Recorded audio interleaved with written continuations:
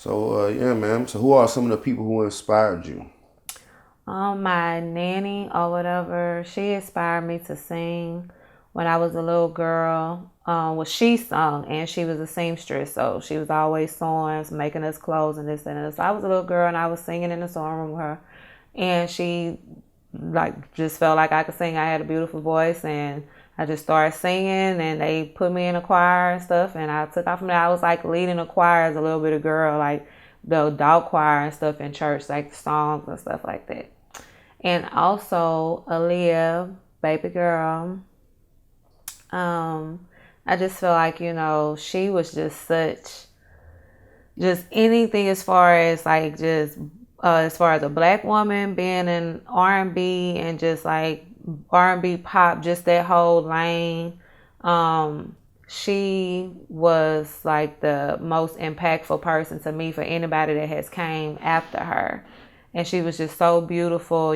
She just had just this grace, just this glow about her, and her voice was beautiful, and she just everything about her was like influential. And so she's like very precious to me. She's the only artist who posters I ever had up in my room or whatever. Like I had her posters all over my room when I was in high school, like middle school, high school, stuff like that. So yeah, so those two people, my nanny, Aaliyah, and Selena, of course, and many other artists like Whitney Houston, of course, like Deborah Cox, just Patti LaBelle, different people, Diana Ross, like I love Diana Ross, a lot of different musical influences. So Okay. yeah.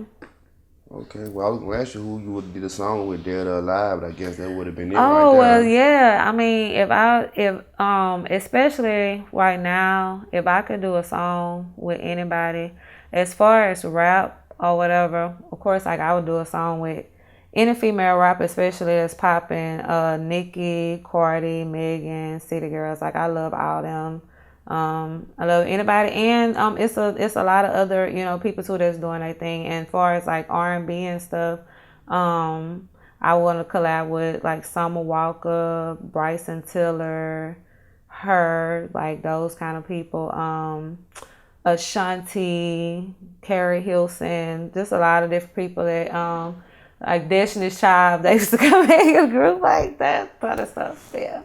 It's a lot of people that's still doing their thing, like men and women, and um, Okay. anybody that's made any beautiful music, anybody that's a legend, that's alive, I would collab with.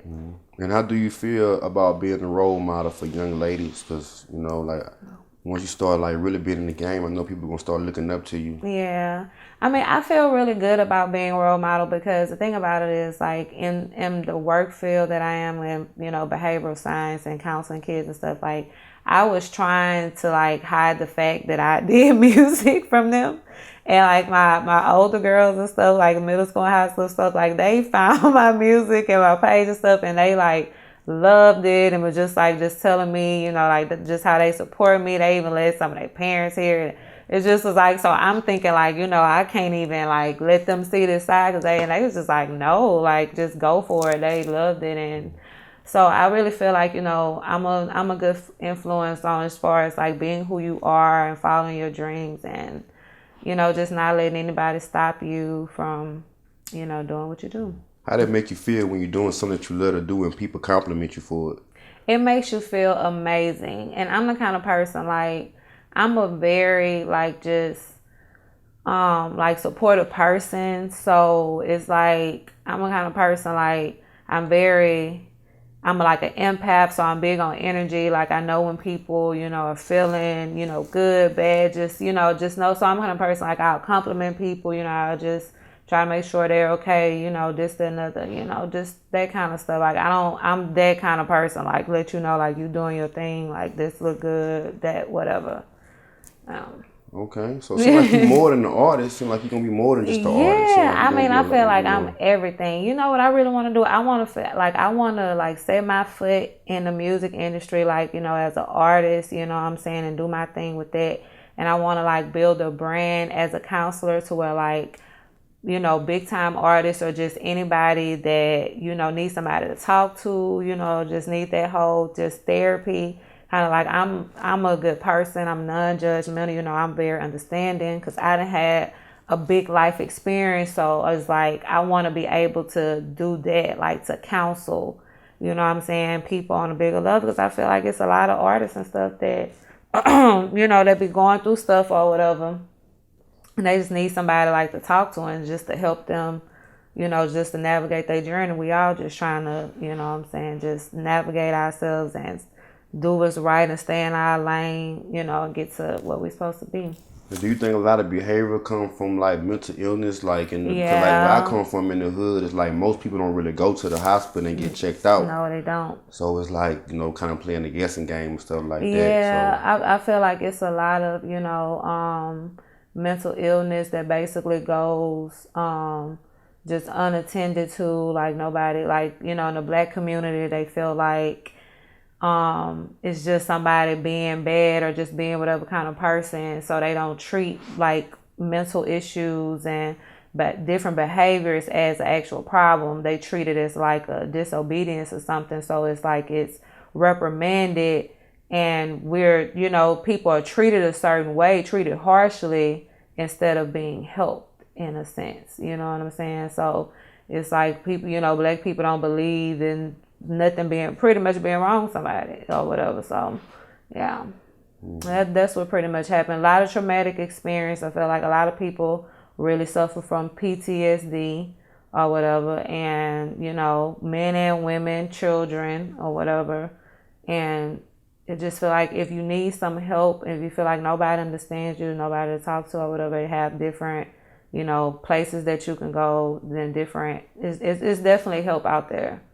So why you think that people don't talk about that, like PTSD, depression? Because they don't want other people to judge them, and other people. It's really like if you knew how much like we all sometimes, I'm not gonna say care about how other people feel, but it's like we are scared to like talk about the things that make us feel like insecure or make us feel any kind of vulnerability, you know, not necessarily insecure, but you know, just like vulnerable or just real, just being real. We all real people, so we all go through. Every day is not gonna be perfect. Everything's not gonna be perfect, but we all trying to make it perfect. So, you know, we all go through things, and I think it's because of how other people treat people. Like if somebody tells somebody something that they're going through, or just, you know, just something that's going on, and the other person have a negative opinion about it, instead of just, you know, listen to what the person is just saying, if they could be an aid, you know, whatever, or if you can't, that's cool.